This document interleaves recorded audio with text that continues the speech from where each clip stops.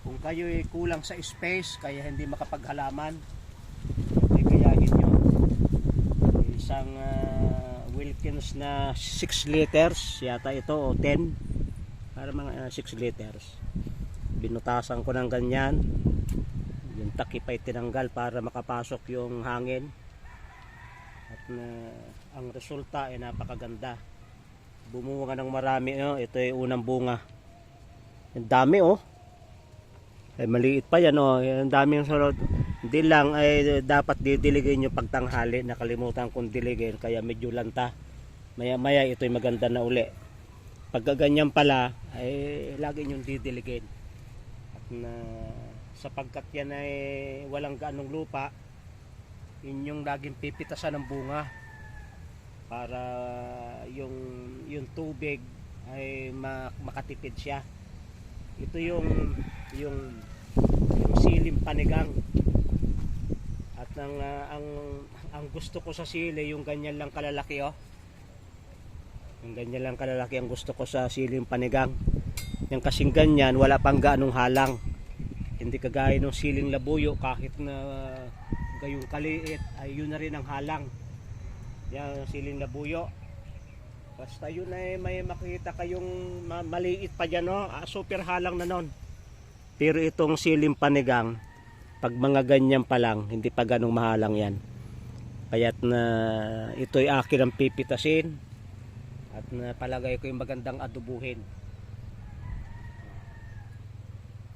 Yan. Pati yung maliit ay kukuhain ko na. Yan.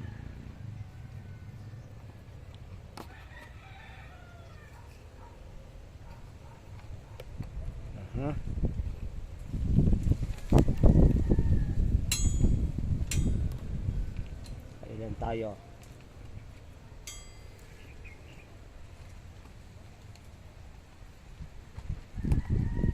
Madumi ang aking kamay at ako'y naglulupa. 2, 4, nakawalo tayo. Kung ito pala yung nalagyan ko hanggang doon, nakabitin pa dyan, ay di pwede na magbinta. Pag may mga ito'y ang bili ko'y 15. Pero pag mga UP na at doon nyo bibili sa junk shop, baka mga 4 piso lang, o 2.5 250. Kahit UP na, pag nakuha na nyo yun, pwedeng kuha na ito lumang-luma na. Saka ito, tumatagal ng 10 taon. Talo yung mga paso-paso na mamahali na yan, talo nito. Napakatagal ng buhay nito. Mahirap bulukin. Ang pagkagawa niya ay mahirap bulukin. Kaya tingnan nyo aking aloe vera, oh.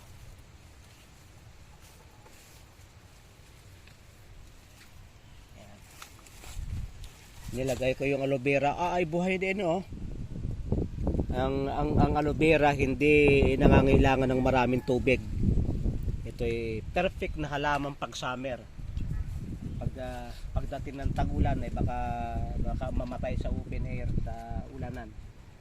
Kaya ito yung ilan lamang sa mga halaman na ipinakita ko sa inyo, at marami ko pang ipakikita sa inyo. Maraming salamat sa inyong pagsubaybay sa Natural Wellness ni Pastor Vito.